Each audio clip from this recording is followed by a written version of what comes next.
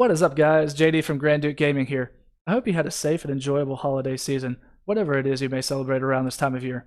Aside from being in my hometown and spending time with family, I still got to play a little bit of Monster Sanctuary and check out some of my friends' playthroughs of the game. I've been wanting to make a top 10 for a while now, so now that I'm back home on the mic, I'm going to do just that. But before we get into my monsters, a quick disclaimer. These are my favorite monsters in the game for a multitude of reasons, not just their raw power. I have some good picks, but if you want a top 10 that is, if you want a top 10 based on just raw power, Diamond has a recently released video that you may want to go check out.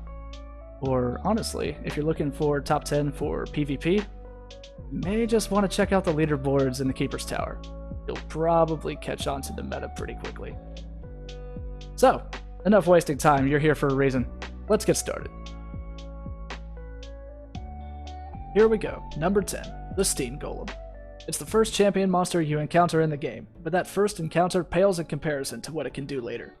It's one of the best turn 1 supports in the game, since preparation, copy shield, and buffing shield can pop off to start a battle. Add Shroud to give your team some dodge chance, and the Steam Golem can find its way into countless team combinations. You can even use that excess shield to deal guaranteed hits to enemies with shield burst. I like to shift mine to the dark, since the Relentless passive helps with its low mana stat. At number 9, we have Mantacorp. This monster has fantastic elemental flexibility and is a big-time combo stacker. Maximizing mana and critical chance on this monster are great options. There's a mana proc, there are 2 mana scaled shields, plus 2 instances of copy shield, and the light shift allows Mantacorp to donate mana to your other monsters. On the critical side, Mantacorp has many high hit count moves and the bleed passive. It has 2 instances of Cascade to increase damage with each subsequent hit, and then the Dark Shift is critical apex, increasing crit chance with each hit. This monster is loads of fun to use. Number 8 is none other than Sizzle Knight. It has been one of my favorite monsters since I first discovered it. An incredibly well-rounded monster, you can have it fill a few different potential roles in a team. Its flexibility is its biggest strength, with both of its shift passives offering extra equipment options. It has critical build potential, defensive support capabilities, and it has excellent shock and blind skills in the tree too. Perhaps the most notable thing about Sizzle though is that it has 2 instances of cleanse. On its multi-hit attacks, especially if shock is in play, Sizzle Knight can cleanse a significant number of enemy buffs. Slashing its way to the number 7 spot, Catzerker. Catzerker had to be nerfed a bit during early access because of his insane critical power, the main nerf being long/level 3 becoming a 2-hit move. 2 instances of precision, 1 instance of sure strike, and 2 instances of first impact mean big damage on the first hit, and multi-target moves like long slash can deal big damage to all of your enemies. It has decent elemental coverage, but its neutral moves are prioritized in my builds. Both of its shifts, lifelink and assault shield, are highly effective and synergize with the crit build as well. The Warlock holds the 6th spot in the list, showcasing a nice blend of buffing and debuffing capabilities. It has multi-poison, hex, and shocking abilities, and shock damage can apply poison with toxic reaction. It has mass restore to heal and remove debuffs from all party monsters, and it has hexing support as well.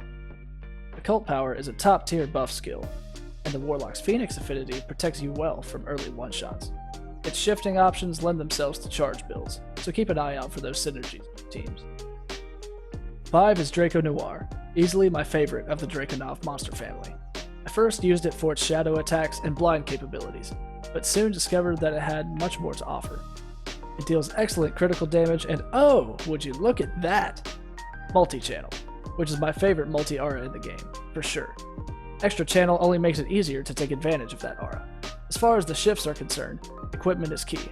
Light shift is equipment mastery, and dark shift is blacksmithing, and either can be a highly effective choice. My Draco Noir is going to crit every time. Okay, almost. Technically. Big damage, big damage. You know, I wonder if other people are agreeing with some of these picks. Would you look at that? 2 dragons in a row. Number 4 is Niki Naka. This monster has one of the best regeneration skill sets in the game. Multi-regeneration is an awesome passive, and Niki Naka has restoration to make it even better. Regeneration effects having the ability to remove debuffs makes restoration an excellent passive ability that often allows you to stay focused on dealing damage to enemies during your turn instead of actively protecting your allies. While we're on healing, Niki Naka's Dark Shift is overheal, so stacking those regeneration buffs can result in some shields for your allies as well. Rounding it out on the offensive side is a decent critical build path as well as its elementally rounded hybrid damage abilities. What's a top 10 without some honorable mentions? Check out these guys that almost made my list. Kicking off our top 3, we have the Ice Blob. When I first encountered one of these, I never thought I'd even use it. But that was early access, and in the final game build, I love this creature. It has multi-chill and a plethora of mechanisms it can use to apply those chill stacks. Congeal is present to take full advantage of mana dry opponents. Aside from the chills, it's a pretty good supporting monster, offering spell shield and sidekick, the improved kind. The Ice Blob offers some defensive help as well, defensive presence, protector, and 2 fantastic shielding options. Restoring shield to purge debuffs from allies, or Ice Shield to further chill down your opponents while preparing for their next attacks. Check out this big boy coming in at number 2, Mega Rock. When I first discovered that little old Rocky had an evolution, I was so dang happy. And then I saw multi-channel, and I was even happier. But for real, Mega Rock has an excellent skill tree. It has multi-might and forceful might in addition to that multi-channel. And channel balance causes your channel buffs to increase your attack and reduce your damage taken. You can also take advantage of Brawler and your type advantages to get some of those might stacks. My favorite part of Mega Rock though is how well it works with the Age mechanic. Age already increases its damage reduction, and mana regeneration. Primal Rage improves further on this, and then we have the Golden Age aura, giving each Age stack the added bonus of removing a debuff on the monster that gets it. The shifts get a little spicy too. Just make sure you have a way for Mega Rock to keep the mana it needs, and you'll have a great time using it. Number 1, Gurlu. I know it's not a unique approach to the game, using Gurlu, but I can't help that I've had so much fun using this monster. The best thing about Gurlu is that you never have to compromise on the skill tree. It only has 3 trees as opposed to 4 or 5, so there are remarkably few hard decisions to make. This monster is debuff city, especially with the Dark Shift passive Debuff Mastery. Gurlu can apply Armor Break or Burn with any attack, often multi-stacking each in one attack. Ion Beam takes the debuffs a step further, and Proliferate ensures that extra damage is dealt for every debuff applied. We're not done yet though. Gurlu has multi-regen, shared regen, and remunerate, so every debuff applied will give regeneration buffs until you've maxed out.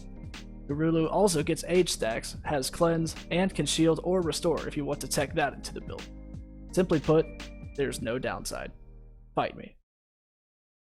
So, those are my picks for my top 10 favorite monsters in Monster Sanctuary. Do you have some builds that feature some of these monsters? If so, feel free to share them down in the comments below. Also, don't forget to subscribe to the channel and hit the bell to see more Sanctuary, because I am loving covering this game. Until next time, my friends, stay safe and keep looking up. Gaming for all, glory for one. I'll see you guys next time.